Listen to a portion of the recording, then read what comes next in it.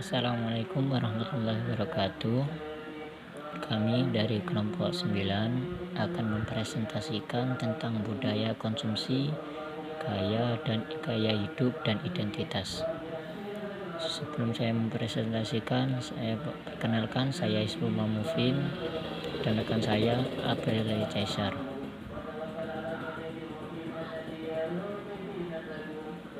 Yang pertama ada pembahasan makna konsumsi dan konsumsi sebagai bagian dari kebudayaan. Yang kedua, perkembangan konsumsi.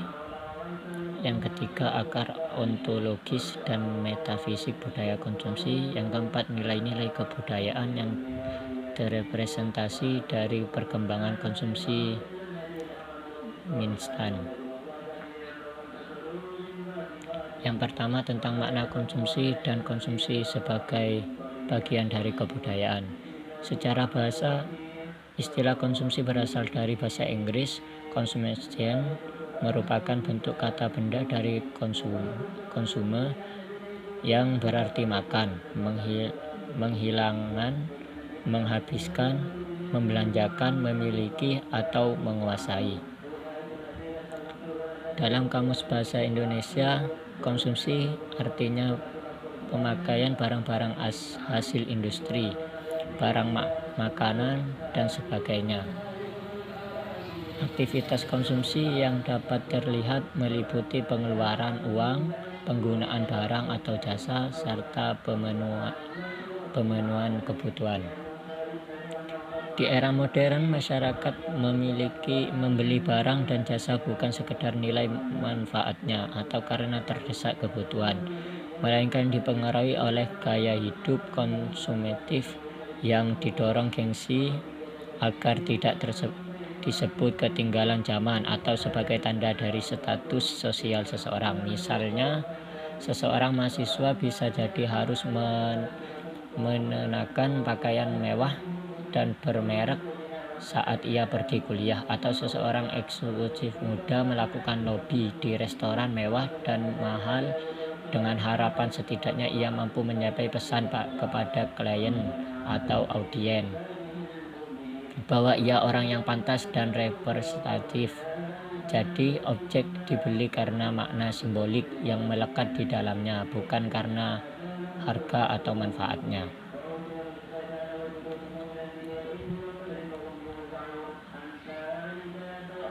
Berikutnya ada media, pemasangan iklan, timbul budaya hodisme, muncul masyarakat konsumtif dan gaya hidup. Lahirnya konsumerisme ini tidak dapat dilepas dari kehadiran media. Salah satu faktor yang paling besar dalam mempengaruhi media adalah pemasangan iklan atau memiliki modal yang secara langsung memberikan pengaruh terhadap isi media yang berusaha menanamkan budaya hedonisme dan konsumerisme demi mendapatkan keuntungan sebanyak-banyaknya tanpa memperdulikan dampak yang ditimbul bagi masyarakat. Masyarakat konsumtif adalah masyarakat yang terus-menerus berkonsumsi. Bagi masyarakat konsumerisme saat ini hampir tidak ada ruang dan waktu tersisa untuk menghindari diri dari serbuan berbagai informasi yang barusan dengan kegiatan konsumsi. Volume yang menonjol saat ini menyertai kemajuan ekonomi, yaitu berkembangnya budaya konsumsi yang ditandai dengan perkembangan gaya hidup. Perkembangan gaya hidup dalam masyarakat khususnya perkotaan menjadi pertanda positif, yang mana peningkatan kegiatan konsumsi dipandang sebagai efek dari naiknya penghasilan dan taraf hidup masyarakat. Namun di sisi lain, fenomena tersebut juga dipengaruhi dalam keadaan negatif, yaitu terjadinya kemunduran rasionalitas masyarakat dianggap sebagai faktor yang menyebabkan hilangnya kritisme masyarakat terhadap berbagai hal yang vital bagi kehidupan. Pembahasan yang kedua tentang perkembangan konsumsi. Dilatar belakangi oleh munculnya masa kapitalisme yang diusung oleh Karl Marx yang kemudian disusul dengan liberalisme. Budaya konsumsi yang merupakan jantung dari kapitalisme adalah sebuah budaya yang di dalamnya terdapat bentuk halusinasi, mimpi, kemasan wujud komoditif yang kemudian dikonsumsi sosial melalui komunikasi ekonomi atau iklan, show media sebagai kekuatan tanda kapitalisme. Kapitalisme yang dikatakan Marx bertujuan untuk meraih keuntungan sebesar-besarnya, terutama dengan mengeksploitasi pekerja. Realitas nilai bisa terlihat dalam bentuk uang yang diperoleh dengan menunjukkan produk sebagai komoditas. Budaya konsumen merupakan hasil konstruksi dan kapitalis, sehingga saat ini berbelanja telah menjadi kegiatan reaksi untuk pengisi waktu luang ataupun hanya sekedar shopping.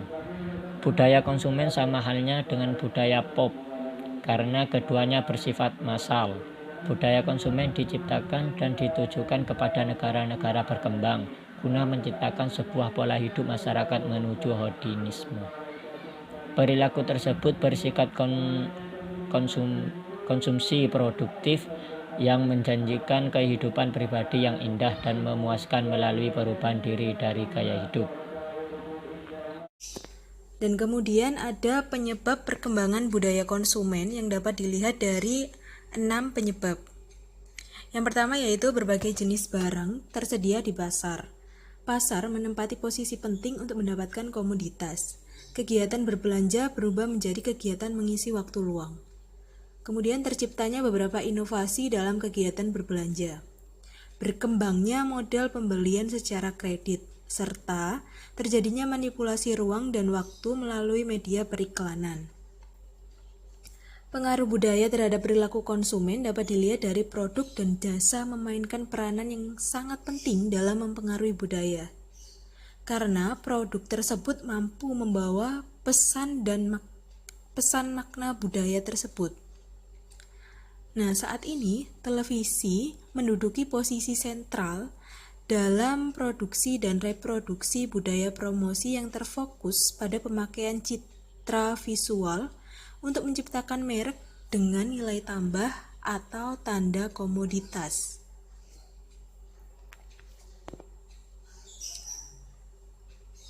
Kemudian adanya dampak dari budaya konsumen itu sendiri. Ada 2 dampak, yaitu dampak positif dan dampak negatif. Kalau dampak positif itu membuka dan menambah lapangan pekerjaan karena akan membutuhkan tenaga kerja yang lebih banyak untuk memproduksi barang dengan jumlah besar. Kemudian meningkatkan motivasi konsumen untuk menambah jumlah penghasilan agar bisa membeli barang atau jasa yang diinginkan dalam jumlah dan jenis yang beraneka ragam. Nah, berbeda dari dampak positif, dampak negatif dari budaya konsumen yaitu timbul pola hidup masyarakat yang hedonisme, konsumerisme, kapitalisme. Contohnya saja pada saat ini ya, contoh nyatanya dari budaya konsumen itu sendiri yaitu TV yang awalnya bertujuan sebagai sumber informasi, pengetahuan, dan budaya, kini telah beralih fungsi seiring dengan pesatnya perkembangan teknologi dan informasi. Kini media tersebut digunakan sebagai media hiburan yang semata-mata dilakukan untuk meraup keuntungan material oleh para pelaku bisnis hiburan.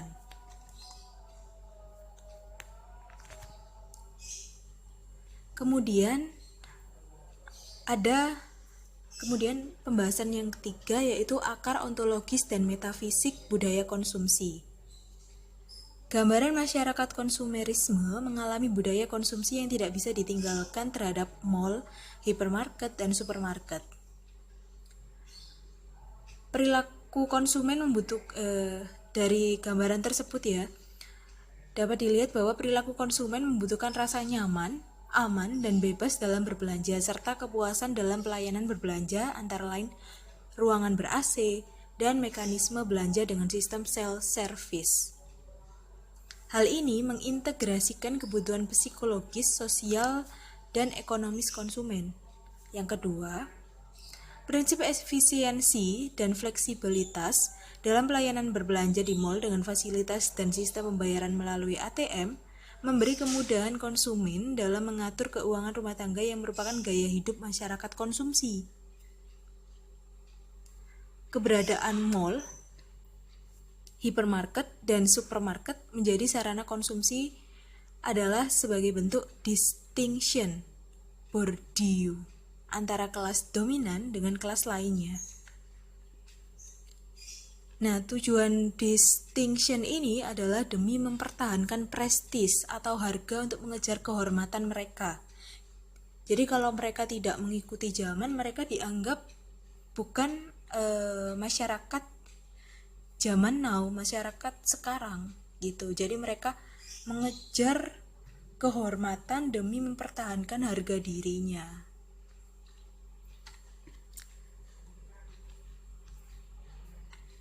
Menurut Baudrillard, dalam masyarakat konsumsi, orang tidak hanya mengonsumsi barang, tetapi juga jasa dan hubungan antar manusia.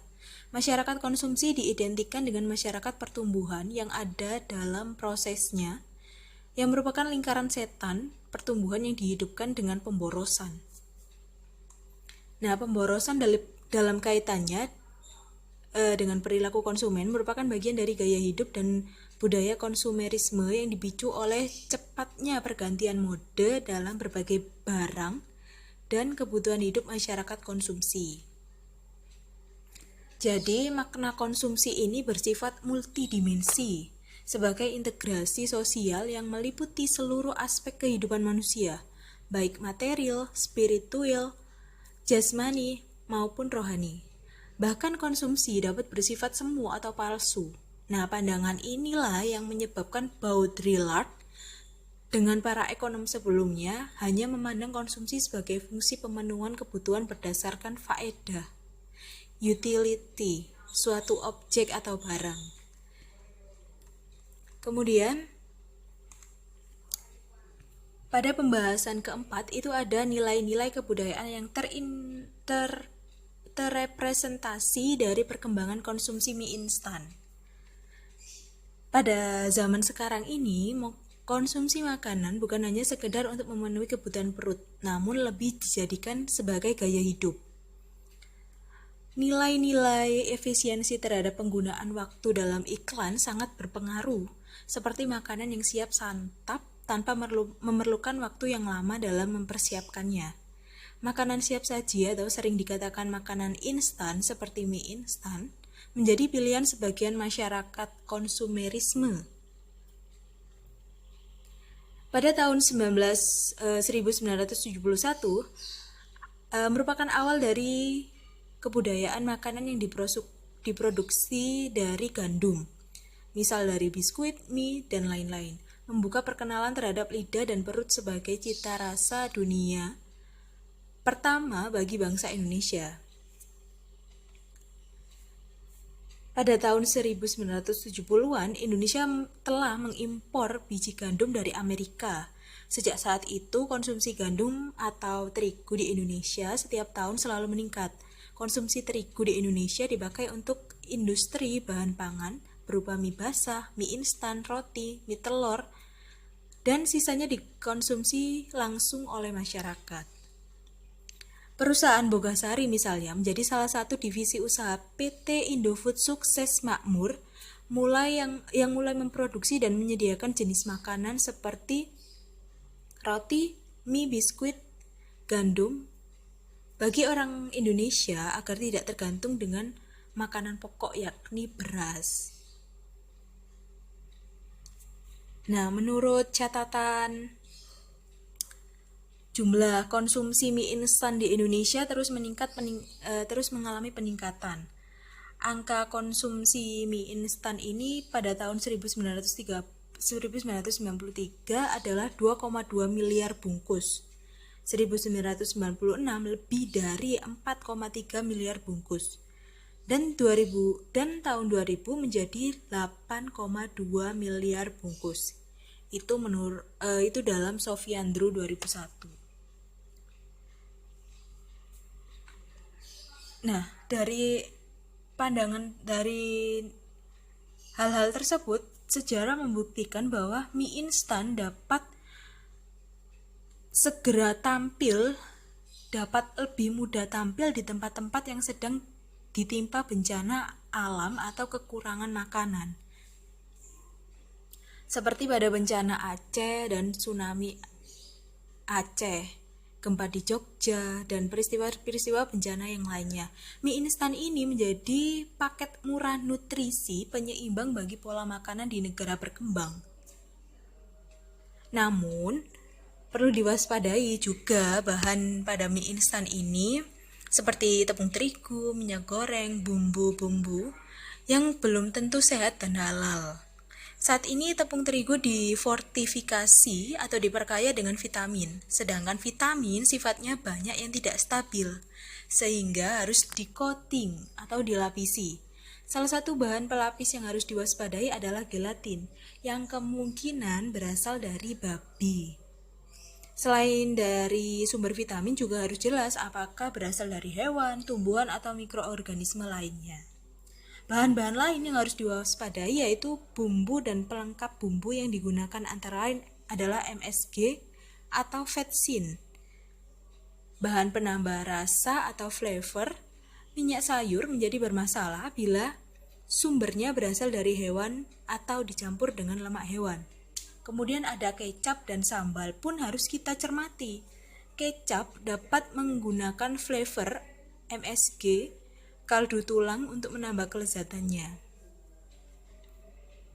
Meskipun selama ini mie instan tersebut sudah mendapatkan izin dari Depkes, Departemen Kesehatan, tentulah aman. Namun, bila dikonsumsi setiap hari, apalagi oleh anak-anak, inilah yang menjadi masalah.